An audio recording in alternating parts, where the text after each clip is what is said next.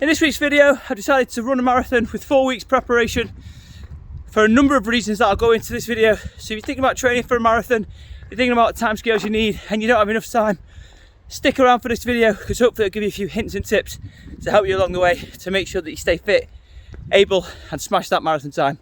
Let's go.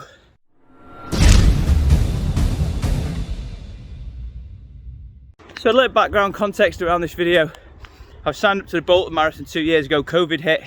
The guy seems to have disappeared with the entry fees and doesn't look like that's going ahead. Yeah, I've always wanted to do a marathon because it's been on my bucket list, which I talked about in previous videos about things that I want to do. And one of them was a marathon. It was actually getting a sub 4 hour time, which is looking slightly unrealistic within the timescales.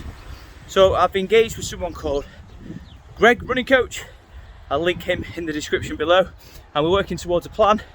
This week is sort of second week into it, and I'm doing some intervals today, and I'll show you exactly what that plan looks like over the next 4 weeks coming up. So in preparation for the marathon, I'm going to be focusing on 3 key areas. The first of those is going to be focusing on losing weight. So I'm currently sitting at 76.6 this morning, which has gone up a little bit this week. But I'm alright with that, and I need to get that weight down pretty drastically because I've got 4 weeks left and I need to get that weight down to around 70 kilograms. I'd be happy anywhere between 70 and 72, less pressure on the joints and less weight to carry, which obviously over a long period of time amounts up. Number 2 is I'm going to be looking at injury prevention.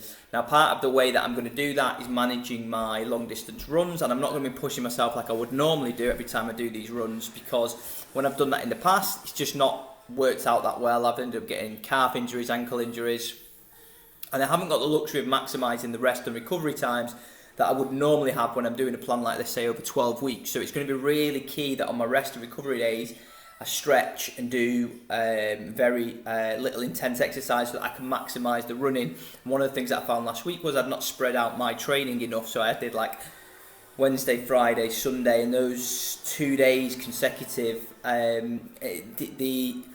take it out on you, they take it out on your legs. So really want to split those 3 training days up over the week, basically, so I can maximise recovery rest.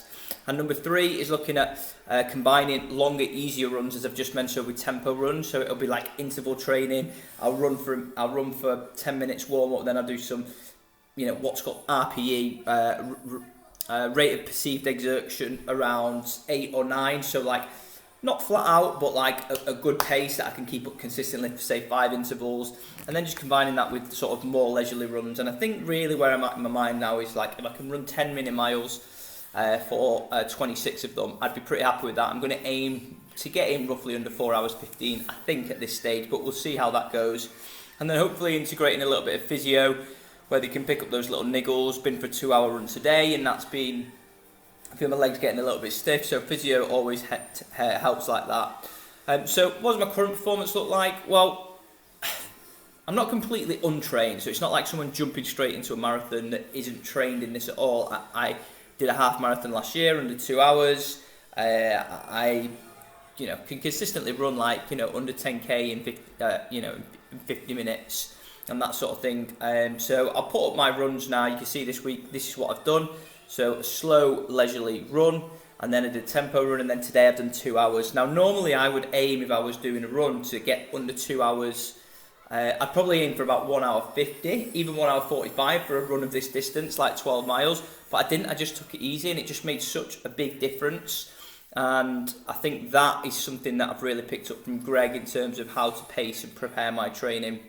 And then how am I preparing psychologically for it? Because one of the things I've realised with this running today, I was like 2 hours shit, I'd have to turn back and do this again.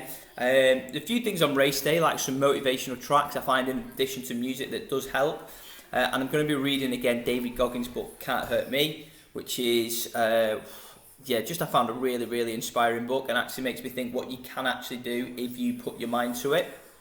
So next week is building past that half marathon distance. I think I've got the longest run I've probably ever done, which is 3 hours next week. That's going to be hard work, but kind of building up towards over the next few weeks. And then that last week I'm going to want to be tapering that off. So overall, I'm kind of happy. I'm going to work over the next few weeks to determine actually what does my marathon time look like. Is it going to be 4 hours, 4 hours 15?